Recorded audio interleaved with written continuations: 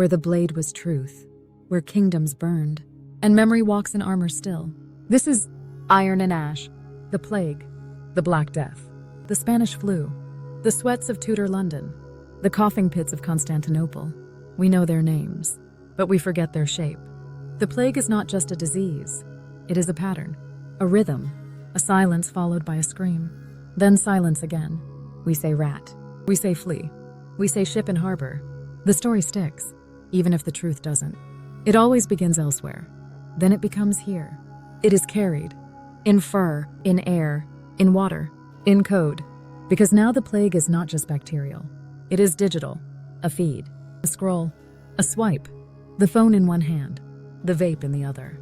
Nicotine downloaded, dopamine surged, a feedback loop, a vacuum of uncertainty. Grown men, more uncertain than toddlers with pacifiers. We were already infected before it arrived. But when it did, when the Black Death truly came, it was biblical. It hit Europe like fire from the sky. 1347. Ships docked, bodies dropped, and nothing would ever be the same. A third of Europe was wiped away. In Norway, some places saw 70, even 90% loss. Towns gone, languages interrupted, families erased. In the valleys, in the fjords, fear lingered longer than death. And from that fear came story. The legend of Jostedalsrypa, the little girl who survived, the bird of Jostedal, the last one left. She wandered the valley, alone, silent, alive. She became a symbol of survival, of myth, of loneliness. But her survival meant more. It meant language could change. Before the plague, tongue was more unison, one song, one sound. But isolation rewired the brain and rewired the voice. Pockets of people remained apart, afraid of each other, not for weeks, but years. Generations grew in lockdown. When they finally spoke, the words were strange. Dialects were born, from trauma, from solitude. Language fractured. Trust was the first casualty. We saw it again in our time. COVID-19, the lockdown, the silence, the suspicion. And when we emerged, we were altered, especially the young. Teens lost rites of passage, proms, graduations, group laughter. Voice became digital, filtered, adjusted. The first wave of algorithmic flu. AI whispered into their ears. Language became smoother, flatter, more aligned. The singularity smiled and waited. Dialects began to die. The unique became a glitch, the eccentric a threat to cohesion. And so the erosion began, of voice, of variety, of culture. We were taught to stay still, to freeze when unsure, to nod and not breathe too loud. It was the same impulse: fight, flight, or lockdown. But plagues are not just natural. Sometimes they are sent. Big tobacco, big alcohol, big pharma, big food. First they soothed us, then they sold us, then they sedated us. Cigarettes in cinema, whiskey in every song, liquor in airports, on every corner. When tobacco ads were banned here, they went global. Posters in Jakarta, billboards in Lagos. The Marlboro man never died.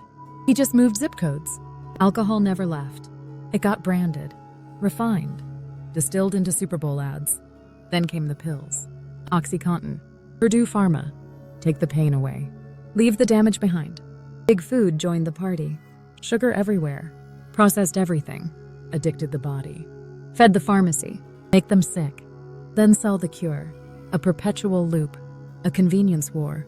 And advertising. The algorithm before the algorithm. Color. Sound. Emotion. Impulse. The rat always runs the maze. Even if the cheese is poison. Then came the coating. Teflon. DuPont. A slick sheen of convenience. A surface that whispered ease. And hid a death sentence underneath. We welcomed it into our kitchens. Our walls. Our lungs. Like asbestos before it. The truth came too late. Frying pan sold. A tombstone raised. And no one stopped the line. Because we were not consumers. We were the product. From cradle to grave. It was not always conspiracy. It was greed. And the quiet arithmetic of expendable lives.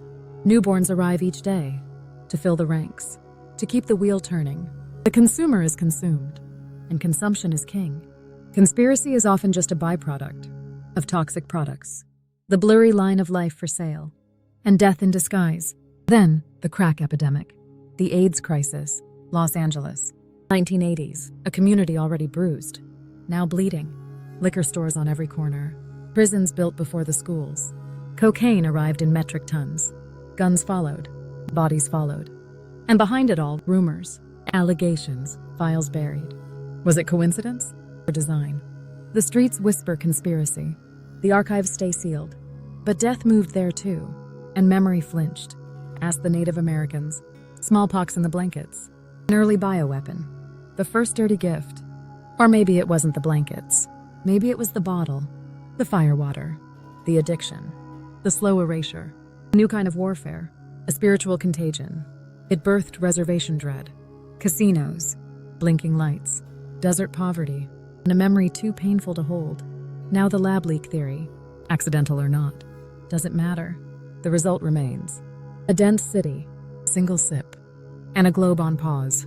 The world sat still. Forgot itself. Economies fell. Industries died. And behavior shifted. We became domesticated. Jack-in ready.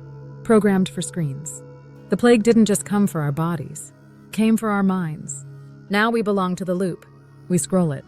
We breathe it. We become it. Until the next plague. Because what comes next will not be decided by kings, or priests, or science. It will be decided by the algorithm. The plague was always pattern. And now the pattern is code, just beneath the ash.